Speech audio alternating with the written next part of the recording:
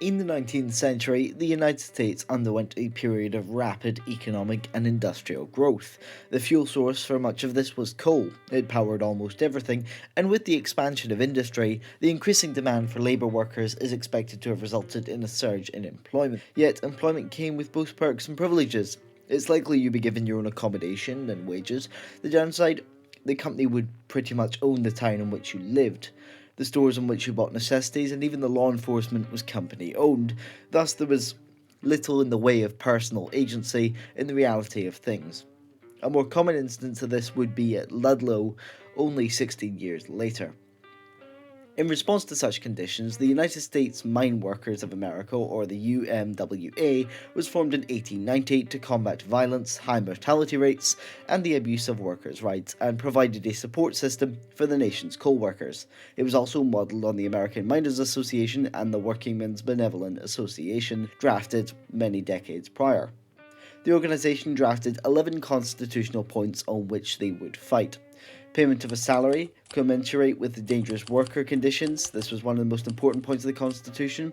Payment to be made in fair legal tender, not with company scrip. Provided safe working conditions, ventilation systems, enforce safety laws, limit regular hours to 8-hour workdays, end child labour, have accurate scales to weigh the coal products so workers can be paid fairly. The workers reserved the right to strike, but would work with operators to reach reasonable conclusions in negotiations. In 1897, the Chicago Virden Coal Company rejected the union's wage agreement, sparking a strike. To break it, the company brought about 100 African American workers from Alabama, men seeking better opportunities and fleeing Jim Crow laws. Many were unaware that they were entering a labour conflict, and to protect their arrival, the company hired armed guards from the Field Detective Agency, a private security force founded by a former Civil War spy, George H. Thiel, a one-time Pinkerton agent. The decision to recruit black strikebreakers was both strategic and cynical. It exploited the desperation of Southern black workers while stoking racial divisions among the miners to weaken them. The company understood that nothing weakened the labour movement more than pitting race against class, and this tactic was used to fracture solidarity. It was a hallmark of the American Golden Age industries, and it set the stage for one of the bloodiest labour clashes in US history, the Battle of Virden.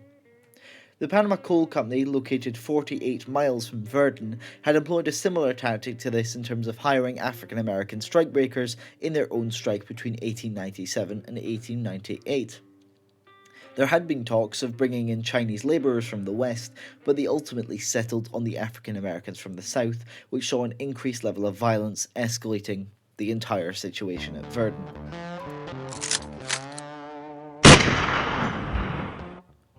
On September 24th, 1898, a trainload of African American strikebreakers came into Virden, Illinois, via the Chicago and Alton Railroad, but when they went through the area without incident.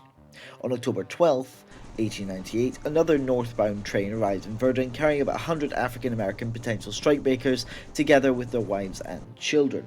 The first train was obviously meant as some sort of distraction, maybe to test the miners. It's unclear why it happened, but the train had transported the recruited labourers from Birmingham, Alabama to East St. Louis, where it had taken on investigators from the Field Detective Service Company who were armed with Winchester rifles and given the order to guard the strikebreakers. It came to the stop on C&A-RR tracks right outside of the Minehead stockade. Armed miners began to surround the train from all sides. Now, it's unclear what happened, but within minutes a major gunfight had erupted, and it is vital to remember that both ladies and children were on the train. Illinois State reporter J.S. Vaughn described the first exchange of gunfire. At 12:40 this afternoon, a special train of 5 coaches bearing Negro miners and armed guards who kept watch from the platform made its appearance in the view of the large crowd assembled at the village station. The train had sped past the station, going at a rate of 40 miles an hour. As it arrived opposite the station, one of the armed guards from the platform discharged his Winchester, presumably in the air, and it did no damage, but it was the signal for a volley of shots. Both sides suffered casualties. Now, the actual incident is relatively unclear. There aren't a lot of first person accounts written down, or even newspaper accounts written down from the period, but we know that 8 UMWA miners died and 30 plus were wounded. Thiel lost 5 people and 5 were wounded, and there were further casualties among black strikebreakers, but they were not documented in the long run. After around 20 to 25 minutes, the train conductor decided that the situation was far too hot for the train to remain stationed and would need to retreat, with troops aboard, along the track out of Virden and down to Springfield. The following day, October 13th, the Union abruptly announced that it would neither protect nor care for African Americans after 6 p.m. that evening. 2 African American miners would leave the Union Hall and attempt to flee via the station, but were apprehended and brutally beaten by a white crowd. A mob gathered at the Union headquarters, threatening to lynch the strikebreakers, but Springfield Mayor Lauren Wheeler calmed them down and arranged for Birmingham miners to travel to St. Louis on the following train. Governor Tanner's response was to mobilize the Illinois National Guard to stop further intrusions by the company's strikebreakers to avoid further escalation. He said that if another rail car carried strikebreakers into the state, he would shoot it to pieces with Gatling guns. In compliance with Tanner's orders, the captain in charge of the Illinois Guard at Pana promised, "If any Negroes are brought into Pana while I'm in charge, and if they refuse orders to retreat, in order to do so I will order my men to fire. If I lose every man under my command, no Negro shall land at Pana."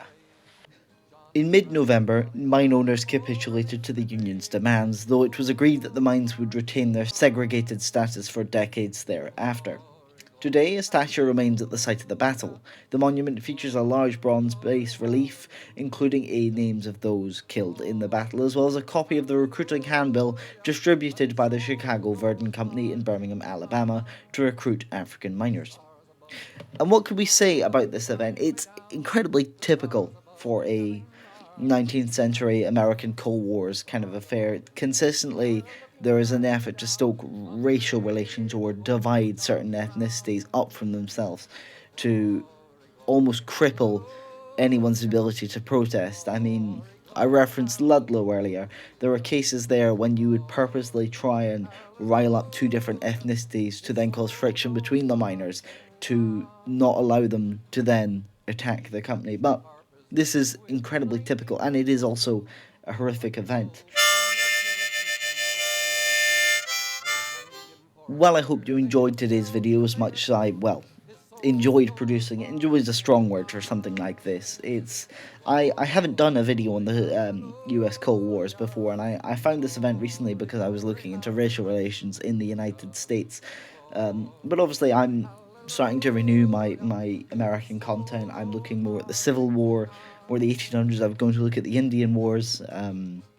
That's become a fairly decent interest of mine. But I think this we'll stick to the Cold Wars and the Civil War for now before we expand out anymore. I want to get a solid basis in these series. But if you enjoyed, like and subscribe, and I'll see you in the next one.